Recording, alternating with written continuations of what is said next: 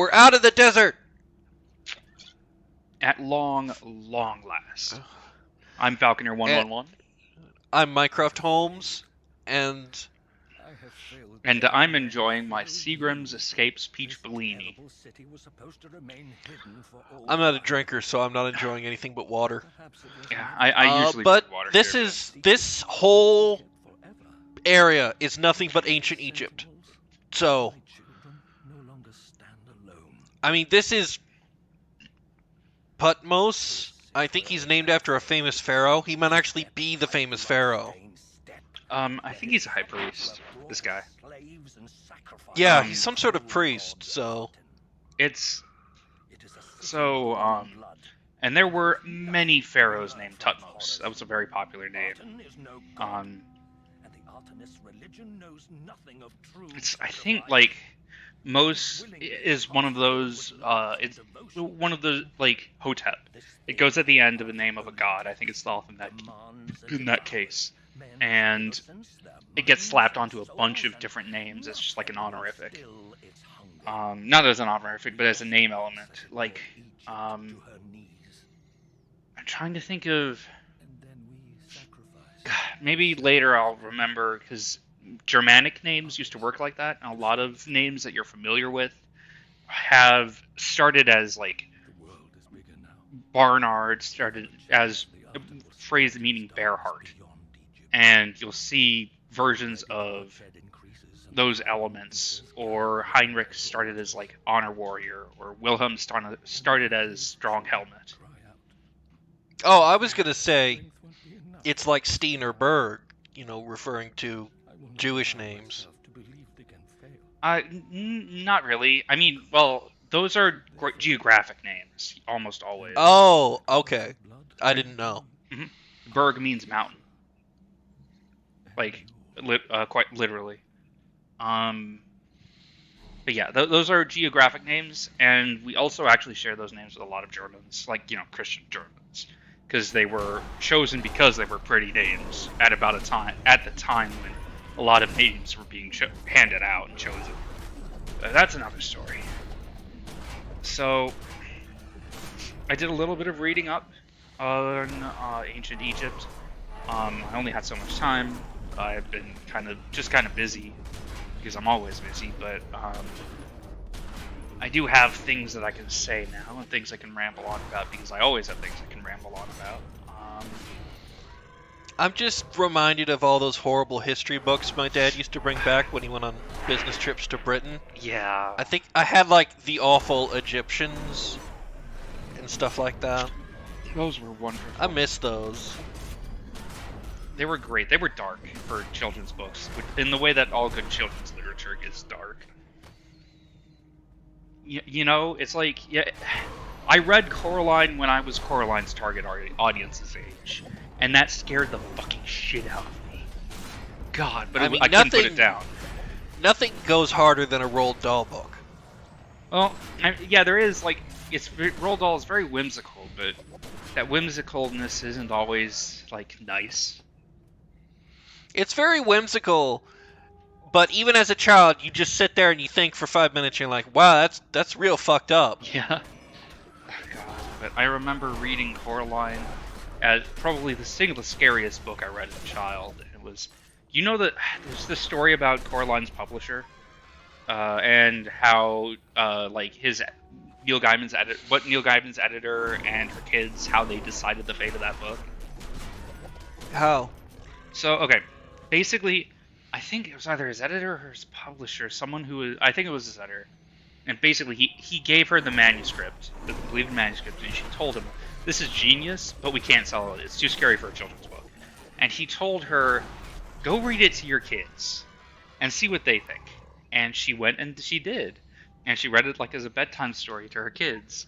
And she noticed they would beg her to keep going. They would beg her not to stop reading it, even when they got too scared.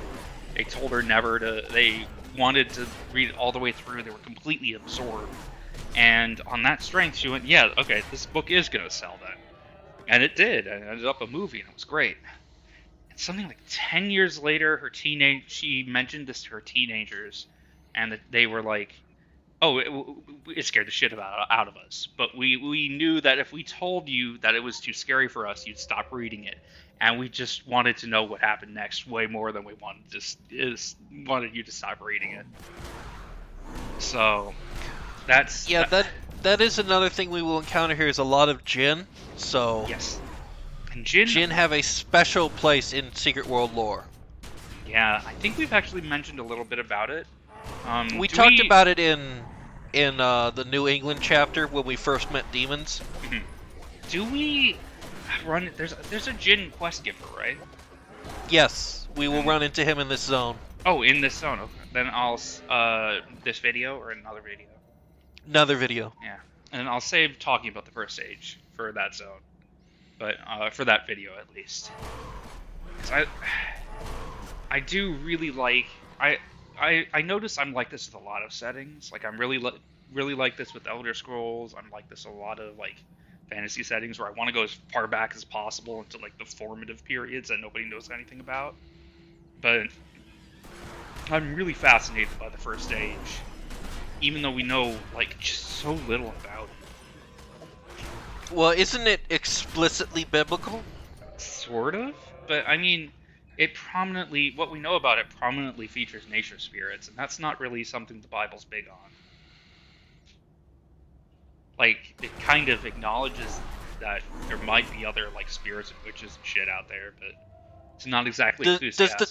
Does the Torah say more about that sort of stuff? I mean, the Torah is the Old Testament, but like some of the like. I think I mentioned that Jinn exists in Talmudic Judaism, and yeah, I believe that was mentioned at some point. But it's been a literal year since we did that recording, so I think I mentioned it twice, several months apart, both. So it's like, who even knows? But like, but in like the operative phrase is there is no God before me, and you can interpret that as being no God, period. Or no God more powerful than me. And there are a lot of Jews who have used that particular wording to acknowledge the existence of local gods. They just put, the God of Abraham as superior in power, even though they don't really fall under the people who aren't Jews don't really fall under his purview. But that's complicated. And yeah, and they're also, I don't think they even mention a god. They do mention of the host and angels are only angels don't have any real agency in the Bible. They show up and do things, but as their name literally means messenger in Greek. That's where the word comes from. Well, I mean, angels inherently don't have free will. That was a thing only given to man, and I guess Lucifer, because he rebelled? And I don't think you can rebel without free will. I think that's one of those things that comes from later sources, comes from later interpretations, because the Bible does not. Okay, yeah, that part is very much Christian theology, not. And I think that angels are another thing that are more important in Christianity than Judaism. Like, angels are important in Judaism, but only in the context of like Kabbalah, and in context of like seeking basically enlightenment. And we don't have all this, like, we've borrowed mythology around angels, and angels do plenty of things in Jewish, like, we do have the angel that came to go beat up Jacob and turn him into Israel, but, like... Didn't Jacob wrestle with an angel and the angel didn't win? Or was that someone else? No, I think that was Jacob. Oh god, I have his name wrong. I'm pretty sure I know. Because I don't get the figures of Jacob and Jason confused, because they're very different and come from entirely different sides of the Mediterranean. But I do get the names confused sometimes. And Jason's absolutely not the Jewish name, though Jews have been named Jason through history. It's a nice old Greek, like John. Technically. Even though John is technically also a Hebrew name, but that's another story. Or, well, technically the name is more properly Nathan. But that's, again, another story. I mean, I I'd just like to mention I recently went and saw a theater production of Jesus Christ Superstar, which I really recommend for anyone, like both the movie and the stage play. It was super great. I hear very good things about it. It's actually very, I mean, it's somewhat sympathetic to the Jewish priests who have Jesus killed, because they have a whole song about, you know, if we don't do this, there's going to be another rebellion and a bunch of people are going to die. Which I imagine was a big concern about all the sort of prophets and rabble rousers who were coming up in Judea at the time. Yeah, it's the they called them. Look, let me put it this way: when it came to wars, Rome had a thing. Ancient Rome, like Rome in the Imperial era, had a and late Republic era, had a thing for 3 wars. If it was a major feature of international politics to them, they'd come up with a name to fit the wars they had with them into 3 parts. They did this with Carthage. They did this with Macedon, which controlled Greeks at the time. They actually did it with slaves. There were three major slave rebellions they called the Servile Wars. If you've heard of Spartacus, I think he was the second one. And he was involved in one of them very prominently. And there were 3 Jewish wars. That the second one spread out into Egypt and basically destabilized about a quarter of the empire. Business as usual continued in most of it, and even in the affected parts, it was the chaos wasn't universal, but there were massive armed rebellions and civil war for huge stretches of the empire. And the Romans were not shy about putting these people down. It also didn't help that some emperors were nicer to Jews than others. Sometimes you had emperors who just the emperor, and sometimes you had Hadrian, who tried to single-handedly eradicate Jewish culture and religion completely. He's the one. In traditional Jewish historiography, going back thousands of years, scholars will always, after his name, say the phrase, "May his bones be crushed," because he bulldozed every piece of architecture he could find. He's the guy who architected the diaspora as we know it, and forced huge numbers. He's the guy who. He's the guy who expelled the Jews from Judea, so they went to what was the Middle Eastern kingdom? Babylon, or Yes. this Sassanid Empire. Yes. And Babylon's a general term people use for exile in Mesopotamia. It also went all over the rest of the empire, the Western Empire, the Eastern Empire. Some of them made it into India, some of them made it into China eventually. The Kaifeng Jews. Yeah, exactly. And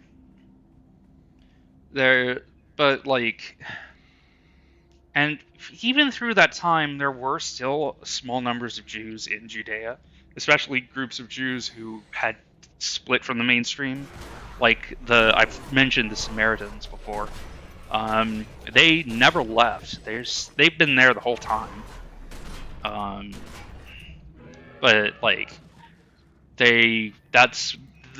That's why, we had already been established communities elsewhere. Basically, Roman tradition was, if you defeated your enemies, you captured them in huge numbers and took them into slavery. And that is how, for instance, crushing one of the Trajan's victory, not Trajan, what was it? Was Vespasian? No, it was his son, Titus. That he used that money from winning the first Jewish war, I think, to build the Colosseum. You can still go and see carvings in it of people carrying menorahs off, and through the streets of Rome in a triumph, and they sold that off, and they sold off the slaves they captured to fund that construction. So, and they ended up establishing communities elsewhere as well. It was a bad time. But yeah. I'm gonna be blunt. Is there a good time to be Jewish? Yeah, I mean, there's better times to be Jewish. Like, Like I mean, honestly, now right is now, like, I mean, yeah, now is the best it's ever been, but it's still not great. yeah, that's pretty much it. And less now than it was maybe 10, 20 years ago, but um, it's still we very rarely have it this good. This is, and there have been times and places Well, I mean, you're about 1000 AD in Spain, for instance, where if Shepherdom. anything, Yeah.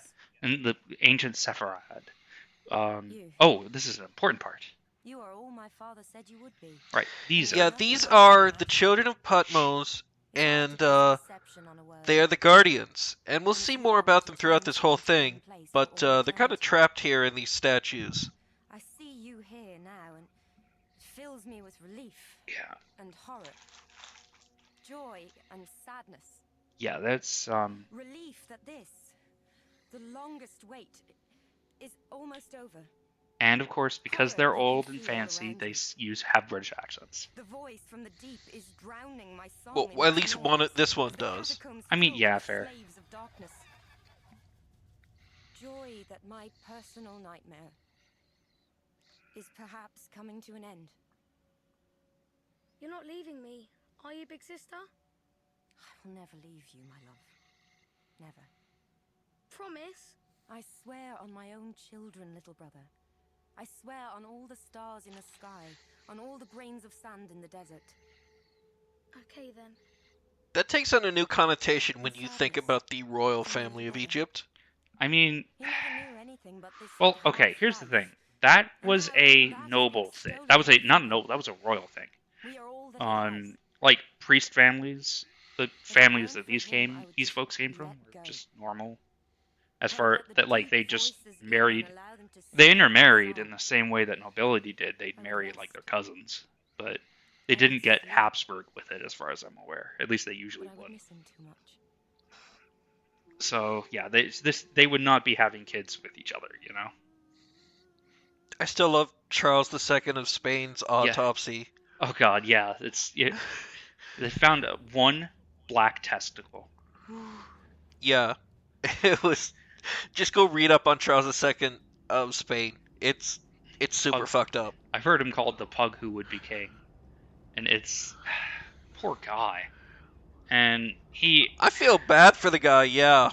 everyone felt they called him Charles the Cursed for a reason, and everybody felt bad for him. Like, I get the impression he was smarter than people gave him credit for, but that didn't really matter because he was constantly sick and ultimately not all that smart. Just, not complete incompetent like people tended to assume. He was just stuck in a horrible position. In a horrible body. Yeah. I think like his tongue was too big for his mouth. Yeah, he couldn't form a seal with his mouth. It was real bad. Jesus. That's some Appalachia shit. Yeah, it was wild. But I mean, actually, that reminds me. I mentioned earlier that I found the worst and best myth while I was doing my research. So would you like to hear the worst and best myth I know of ancient Egypt? Sure. Okay, so, and content warning for you listeners, skip forward 5-10 minutes. There is a mention of attempted sexual assault here. It's just, but it doesn't get bad. I won't go into like too much detail. It doesn't go as planned, let's say, but just for a note, I do have to put that warning out there, and but the payoff is worth it. Okay, so I'm gonna roll back, having polluted the air with that. I'm gonna roll back and start with, I've mentioned one of the primary cycles of primary like thrusts of Egyptian mythology is Osiris is the god of the dead, and he was supposed to be the king of the gods, but he had a brother or counterpart named Set or Seth, and Set also wanted the kingship according to the legends. So eventually he tried to usurp him by cutting him up into pieces and throwing him in the Nile. Osiris's wife, Isis, managed to fish out 14 of the 15 pieces, but could not find his dick because a fish ate it, and so she was not... as the goddess of magic, she could have brought it back to life, only if he was whole. But since he didn't have his dick, she couldn't do that, and he ended up sort of a magic corpse in charge of the underworld. Either way, he still had a son present in the real world, so to speak, in the world of the living, and named Horus. And Horus and Set struggled for the kingship, struggled for control for something like 80 years. And eventually, after years and years of fighting, late into this struggle, Set sent a messenger to Horus saying basically, "We fought enough, we should take this before the rest of the gods, and take this before the people who are basically doing all the governing while we fight it out, and have them decide in a court of equals in a court of our peers what exactly is going to happen." And Horus was like, okay. So they all got together, and they all threw a huge party, and got super drunk and all passed out. And at that night, Set came up to Horus, who he thought was sleeping, and tried to do butt stuff to him. Because I don't know the details. Apparently, that would have discredited him as a candidate for the kingship. But Horus was awake and was able to catch the offending liquids, let's say. And somehow Set was too drunk to notice that this was going on. So Horus ran up to Isis with the stuff still in his hand and told his mom what happened. So Isis cut his hand off and threw it in the Nile, and then magically regrew his hand and told him, okay, this is what you're going to do. Time passed. It's near the next morning, it's early the next morning before Set wakes up, and Horus goes to the local gardener. The gardener grows all the food for the gods in this court, and asks, what food does Set eat? And the gardener says, well, he's a really big fan of lettuce. He always eats his lettuce. So Horus... I thought when you brought up the best and worst myth, I thought it was this story. Yeah. Because I remembered the cum lettuce. Yep, and he put some salad dressing on the lettuce of his own devising, and fed it, and the gardener duly went and put it in front of Seth, who I guess was really too hungover to notice the new salad dressing on his lettuce, and just ate all of it. So that day, they both went forward in front of the whole court of the gods, and Seth revealed what he thought he'd done to Horus. And the gods were outraged that he'd done that, but also that would have discredited Horus's claim to kingship. So Set asked Ra, the sun god, who was presiding over the rest of the gods, to call upon his seaman and have him answer it. And so he did, and the Nile bubbled, which is why Isis has cut off his hand, so that there would be no sign of anything on his body. It was just out in the Nile. And Horus said, okay, just for fun, how about you call on my semen in Set and see if it wants to come out? And so Set's stomach bubbled, and the voice came saying, where do you want me to come out? So Horus said, his ear. And it came out of Set's ear and formed a little sticky halo around him in the air for a little while before falling to the ground. And so Set was embarrassed and lost a lot of face in front of the gods for that. And also, according to at least one version of the myth, Thoth eventually stole that former halo and experimented on it, and it probably turned it into the moon. And that is the story of the cum lettuce.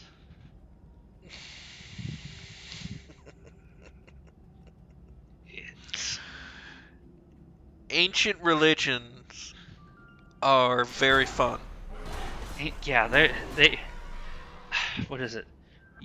Like, a lot of them knew how to have fun. And there was a sort of thing around Pharaoh Jizz that kind of went back and forth.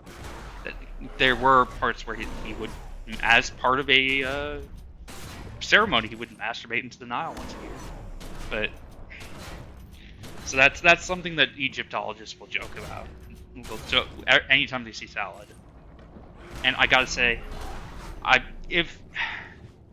talk about why this isn't true in a minute, but I fully believe that Set is a god of evil because apparently he just likes plain lettuce. Because who the fuck likes plain lettuce? Why would you? It tastes like leaf. I can't even wrap my head around it. It's unholy.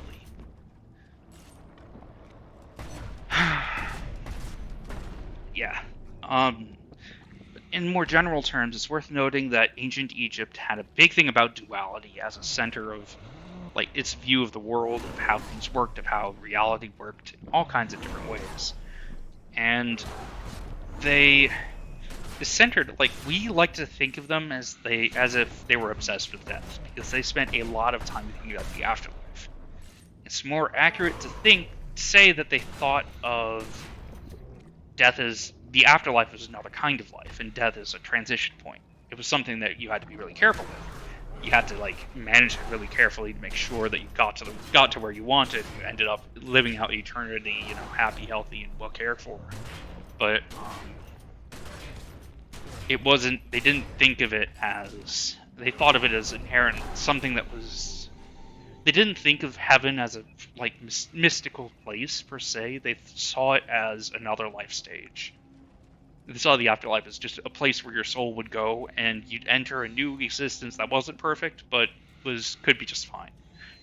What they were really afraid of was oblivion, and there was a special hybrid crocodile demon that would weigh the part of your spirit associated with your heart.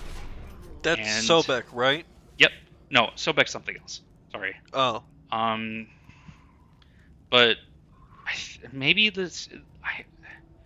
I think Sobek is a different god, but they would, because this is a demon. This was not really it had no function other than eternally digesting or obliterating, depending on who you ask, the souls of the horrible. And so, if that happened to you, you would spend the entirety of the rest of existence. You would either spend all of existence in eternal torment, or your spirit would just be extinguished and you would be destroyed forever. And they were really afraid of that. But for them, death was just another life phase, so they spent a lot of time planning for it, but they spent a lot of time planning for the rest of their lives anyway. So that's just, something you do. And as far as religion goes, they also had a habit of viewing gods in those terms. Like, Horus and Set were viewed as two sides of the same coin, and Horus is an imposer of order, and Set is an imposer of chaos. But while they were really big fans of order in general, chaos was also useful. Like, kings would regularly pray to Set as a force of strength, and create it as a source of creative destruction. Like, in the same way that, if you know anything about Hindu mythology, that people talk about Shiva as a source of creative destruction, where, yeah, he not destroys things, but he destroys things that are,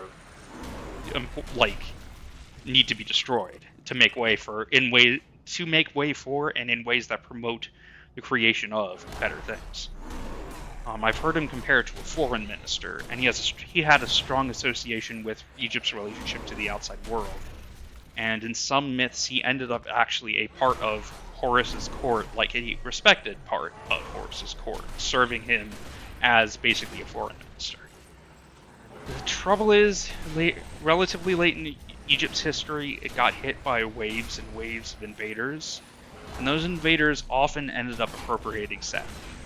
And so, since he always was kind of ambiguous, and he had such an association with the outside world, he became a villainous figure.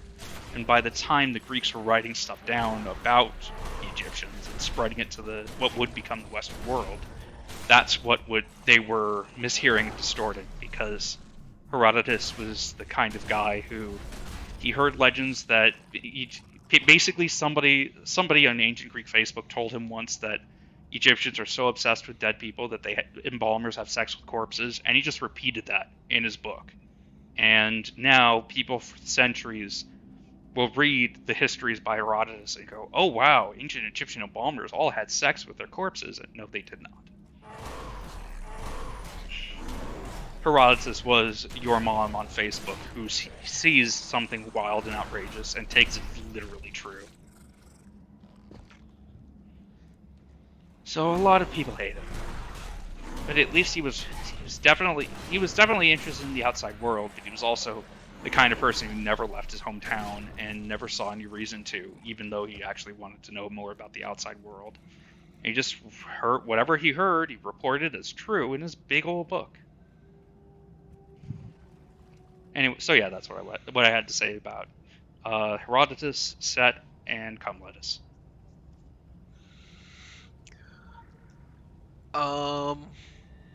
Yeah, I don't really have anything to follow that up with.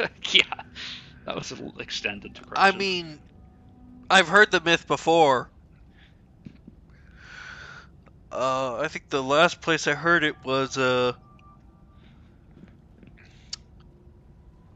Seth Sneech did a video on an Egypt RT like Civ builder. Mm-hmm. And he talked about Egyptian mythology, and that was specifically the myth he used because it's weird and dirty. It's weird and funny and dirty and wild. And ancient Egypt. Seth Sneech is very funny, but you have to be willing to enjoy risque and off-color humor. Like his video on Vampire the Masquerade Bloodlines is very funny.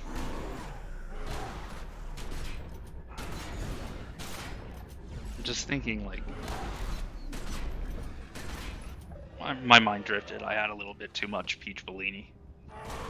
I don't eat much. I don't drink much alcohol, but so this is a whim purchase, and it was actually pretty tasty. But I am a little bit tipsy.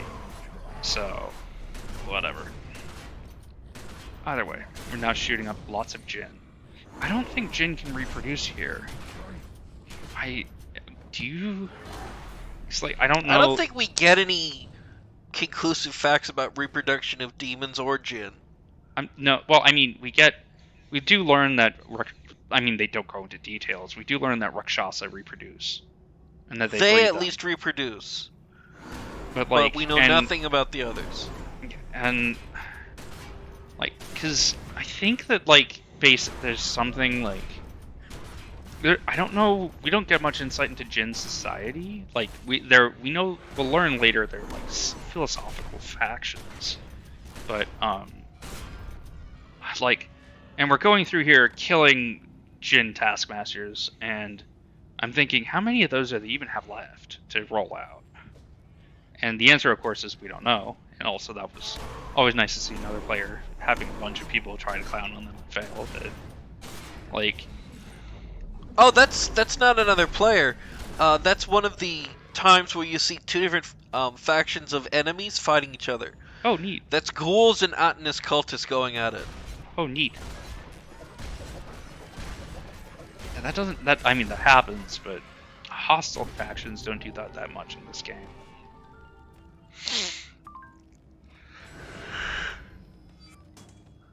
Yeah, you see it a couple times. Mm-hmm.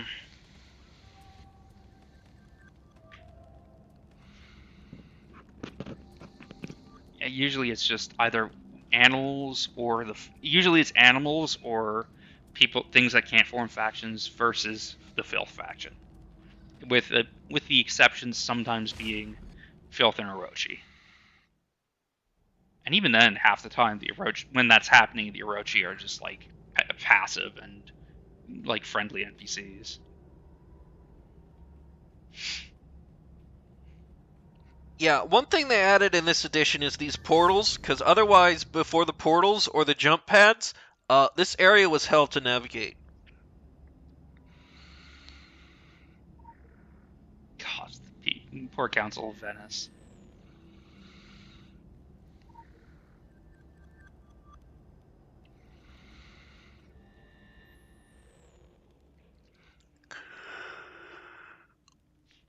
God. Oh, I've been reading up on Akhenaten, and it turns out it's a little more like the version of events that I gave you guys and you, Mycroft Holmes, That's 2 more is in the bag. Mark a coil of rope on the board, brother.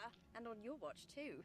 If you paid as much attention to your own watch, the scales of war see would be more weighted in British, our more favour British by people. now. Oh, go stick your head in the sand, Big Bird. You have a large mouth, little kitty, but your bite suffers. Your teeth have been blunted by idle chatter. As entertaining as your squabbling is, I'd rather... There are more of them, emerging from that ill-omened canyon. There we go. They gathered there as mosquitoes would at a Grody. stagnant pool. When we laid siege to the So, city of okay. flesh and blood, the Black Pharaohs withdrew. Jeez, I love the face. They knew it would be Um, foolish for us to chase them away. But you were fearless. Let me You see. saw a nest of Where coiled was vipers I? and did not Yeah, hesitate you know to what, I'll- strike off their heads. That's Yeah. ancient history now, Hemi. And I am more mindful. To purge that Notice that the canyon leader with is a the falcon. Council's strategy, That's position, Horus. and caution. To think it only took you millennia to reach this enlightened state. The advisor is of ISIS. And then you had the one who's advising aggression is Sekhmet the Lioness. All based on the gods. A fun fact about ancient Egypt and their depictions of gods. They all usually this was never like a hard fast rule. They would portray a god as a human body with an animal head on it. And that animal head could be a bird or a lion or a dung beetle or a snake or and the head of an animal that we don't actually eat. The animal that Set shares a head with probably no longer exists. They call him the Set animal. It seems to have been some kind of fork-tailed relative of the jackal, which may or may not have existed, but probably did. But the thing is, they did not Yeah, actually. this is a forced death sequence. Oh, do they just kill you? Yeah, these are intentionally overpowered enemies, and they will spawn a million of them if you manage to defeat the first one. See, here comes another one, and there's a third one, and there's a fourth one, and a fifth one. Like I said, this is entirely meant to destroy you. Because you have to die to do part of this. You see, you have to summon the spirits of the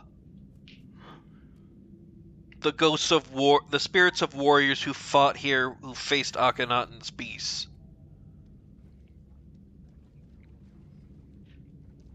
Yeah, I mean, Now, you were saying that Akhenaten, the version you gave us, was incomplete or wrong? yep. So, okay, I mentioned a while back that the Middle Kingdom was really big on, like, actually, gosh, I have notes on this. Give me a moment so I can dig it out and make sure that my timing on all of this is right. Because I don't want to be any more misrepresentative.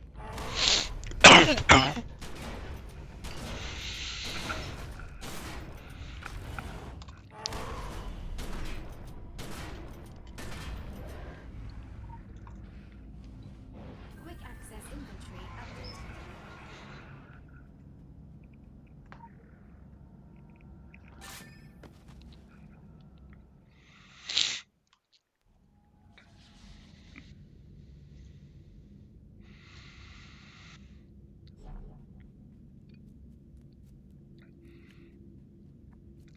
Now, the only issue with this quest is you have to get really close and get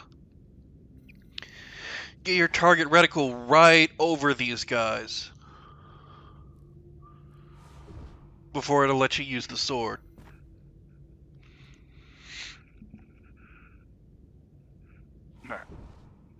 Alright, I confirmed it. I was slightly wrong with the timing. Okay. So, I mentioned that priests, how priests had families a little bit earlier. Ancient Egypt, this wasn't a huge thing in the Old Kingdom, the really old stuff, but it got increasingly a problem in the Middle Kingdom, and to the point where it brought down the Middle Kingdom. But eventually, when Egypt pulled itself back together after actually, I gotta talk about how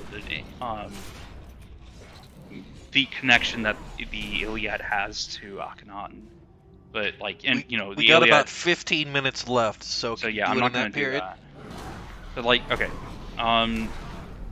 basically, cult priests there was a whole cast of hereditary priests, and they had an enormous amount of political influence because basically, ordinary people were not supposed to be worshiping the primary pantheon. You had a small collection of gods who were supposed to be worshipped by ordinary people, like gods like Bes, who was a god of luck who showed up all over the place, and an aspect of They Thoth. segregated their gods by class? Oh yeah. That's I mean, maybe this is just the Judeo-Christian viewpoint, but the idea of segregating a god or set of gods by class is just so alien to me. Yeah, and I mean, like, everybody knew and told stories about the pantheon itself, but you weren't supposed to be handling the worshipping of them. They were almighty powerful beings. They weren't like, they were on a fundamental level above you. And for what it's worth, the Judeo-Christian element, most Indo-European societies had hereditary priestly castes. That was not the case in ancient Greece and in the Hellenistic world, and it was kind of exceptional in that. And people speculate that's part of the reason why Greco-Roman religion proved so vulnerable to the spread of Christianity and other cults before it, because it ended up that religion ended up very strongly connected to political power, very easily corrupted. But well, in ancient Egypt, basically, while the pharaoh was, in theory, the pharaoh was a god, flat out. Like, the title pharaoh actually only dates to the end of ancient Egypt. He was usually called a Horus, as he was identified directly with Horus. And he was considered a god on Earth. So that gave him the right to interact with the pantheon and eventually join them as a god. However, there was only so much time in the day, and by both convention and religious necessity, he always delegated worship of the various powerful gods of the pantheon to members of a hereditary priesthood, who would be doing who would be heading up worship to specific gods and conducting all the practices as his proxies. In theory. In practice, they usually had their own entirely separate power bases and functioned as powerful as, if not when they weren't, local nobility, and on the level of the counts and dukes in medieval Europe, say. And basically, at the time when Akhenaten came into power, the priests of a god named Amun, who was strongly associated with peasantry, strongly associated with prophecy, was probably strongly associated with Rands. They were very ascendant, they were very politically powerful, and they completely sidelined his immediate predecessors. And so he drove them out. And he tried to very bluntly refocus Egyptian religion on his own pet god, who was an obscure aspect of the sun called Aten. But most of what we know about what he set forth was put forth by basically, he died, and he failed to protect his heir, the famous Tutankhamun, King Tut, from their influence and to keep them independent. So they basically just turned Tutankhamun into a puppet and reinstituted the cult of Amun, and then took that attempt to wrench power and painted it as a In the filthy shadow of the Black Pharaoh's attempt to tomb, completely overthrow traditional Egyptian religion. Probably. we don't actually know because all of the stuff that's written about him is so suspect. It's impossible to tell what they're being mean about and what really happened. Isn't there a Roman emperor that has that same problem? There are several Roman emperors that have that problem, but Caligula is the big one there. We don't actually Yeah, know how like, bad Caligula was because everyone hated him. And he had a bad habit of pissing off powerful people. And there's some evidence he's portrayed as completely incompetent and evil. There's some evidence to think that he was more a huge troll and who really didn't know how to shut his mouth when it was getting him into trouble. And most of the crazy shit he's supposed to have done was him basically insulting powerful people who got on his nerves, rather than him being inexplicable or wild or crazy or whatever. But it didn't save him in the end. He only lasted a couple years. He lasted 4 years before he got stabbed to death. It's Roman emperors. But we also but one of the reasons I put big question marks around Akhenaten is that there were reasons that people hated him. Like, he tried to build himself a new capital well away from the centers of the, like, Temple of Amun, called Amarna. And you may have heard that name. Yes. And I recall learning about that when I learned about Akhenaten. The second capital that proved to be a failure because he basically said, this whole fucking city is just owned by the priestly caste. I'm gonna build my own city with blackjack and hookers. And child labor. See, we don't know the details of this, but basically he was so obsessed with building the city that he neglected foreign policy. There were invasions he lost huge chunks of the Egyptian Empire because he didn't care. He was too busy doing his own thing. He did not supply Amarna with sufficient food and water. It's right in the middle of the desert with no infrastructure, and he didn't bother building any. We know there was exists extant civil society that was kind of struggling, and we know this because there's grave sites, just like where people set up family graves like they would everywhere else. Also know, near the grave sites of Amarna, there's a mass grave, or rather a series of mass graves of children ranging from 7 years old to about 25 years old with an average age of 15. And these children were worked to death. Almost all of them died because of blunt injuries, probably, as far as we can tell, from construction failure, like things collapsing on them and killing them. Maybe 10% have osteoarthritis as small children from huge overwork. They have no processions, they have no markings. They're ethnically Egyptian as far as we can tell, but they're not related to each other as far as we can tell also. And we think that he may have basically ordered families from across Egypt to give him their children, and then sent them to Amarna and worked them to death to build his city. And we don't know why. He just did it. So he didn't just fall out of power because he challenged the hierarchy and challenged the political norms of his time. He was genuinely not a very good king. He was genuinely a really awful fucker. And a lot of people were very willing to sweep him under the rug and spit on his grave.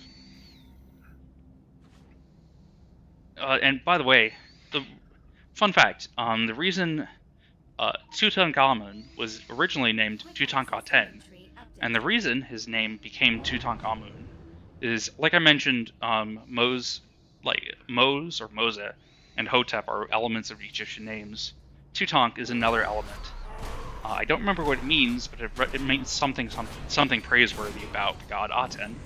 So the cult of Amun renamed Tutankhamun to be something praiseworthy about Amun, their god. And that's why he has that name. And King Tut's life sucked.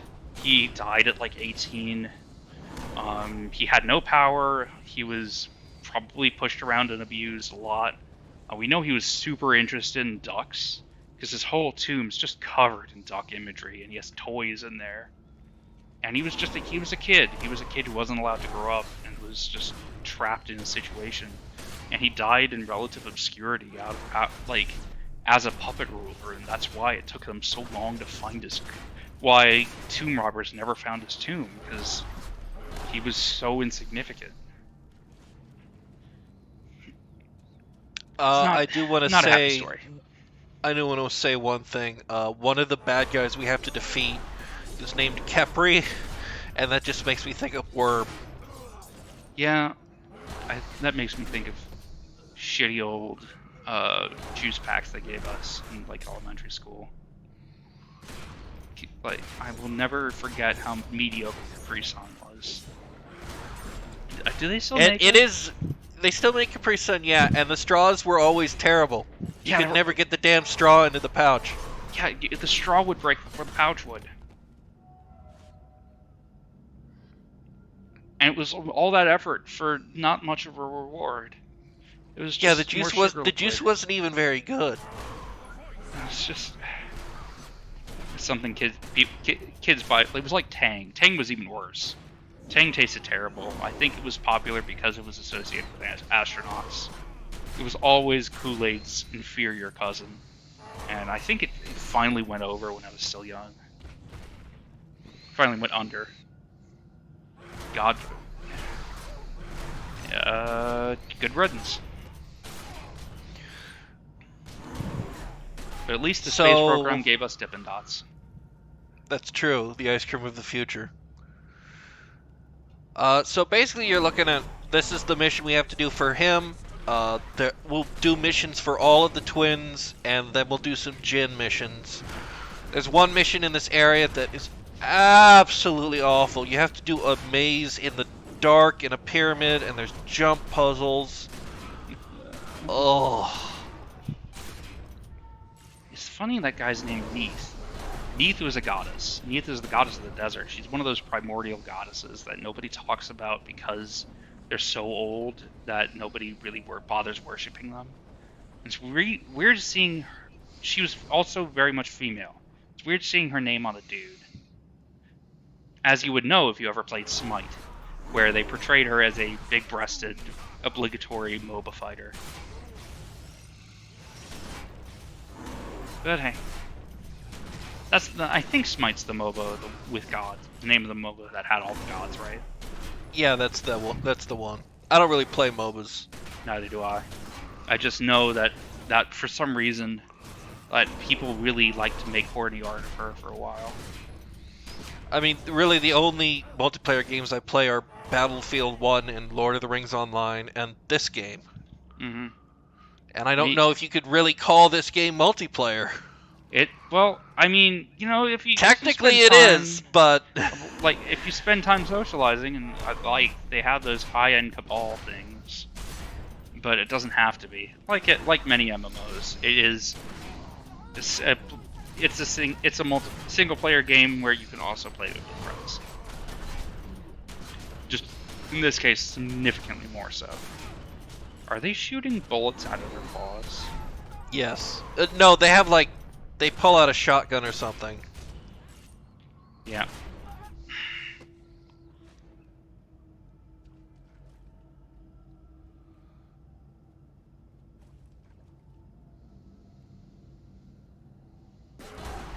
Yeah, in this propane they do. I love how they have people running around just spraying graffiti. Gotta get the gang tag up.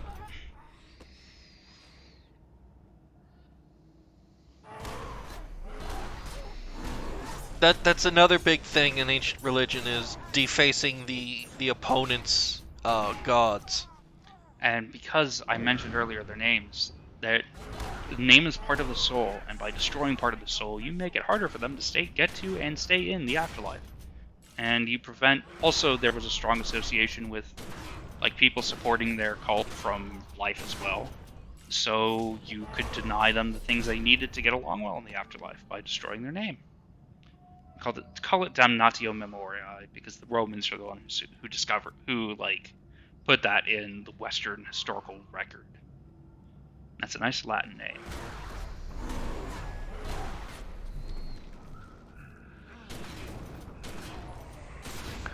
But we're almost done with this, and we're looking at a lot more missions like this. I will put up the dungeon for last area after we do the relevant mission in that area that takes us back. Because we go into the dungeon in that mission, and then there's the dungeon mission, and then I'll do the dungeon here, which is another hell mission. Mhm. This is my eldest son, Tutmosis. He is the falcon that watches over the pit. Tutmosis' son, I see. Yeah, all of these are his children, and we'll find out how he turned them into this later. It was not a fun story. No, in the very beginning he talks about sacrifice willingly given. Hey. And we will Yeah. be talking about that sometime soon.